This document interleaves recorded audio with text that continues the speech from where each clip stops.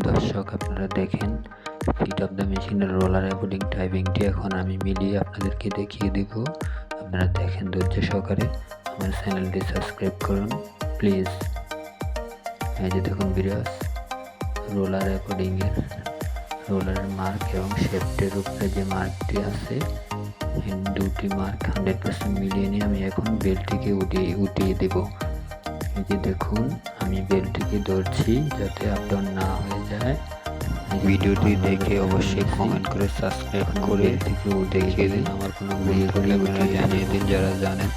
যারা না জানেন তাদের তো উপকার হবে ইনশাআল্লাহ। টাইমিং বেল্টে আমি উঠিয়ে ফেলেছি। এখন এই যে আপনারা দেখেন, আমি আপনাদেরকে ঘুরিয়ে দেখাবো। এই যে এখানে মার্কিং 100% ঠিক আছে। এখন আমি আমার নিডল ক্ল্যাম্পের কাছে চলে যাব। নিডল ক্ল্যাম্প 100% আপ রাখতে হবে উপরে, তাহলে আমার রোলারের যে বোর্ডিং টান ওটি 100% ঠিক থাকবে। এটা অবশ্যই আপনারা খেয়াল করবেন, খেয়াল রাখতে হবে আপনাদেরকে।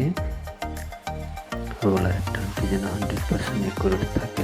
ভিউয়ার্স, এই যে দেখুন, আমি নিডল বার ক্ল্যাম্পটি আপ ডাউন করে ফুল আপ রেখে আবার মার্কের কাছে চলে যাব রোলার গিয়ার বক্সে।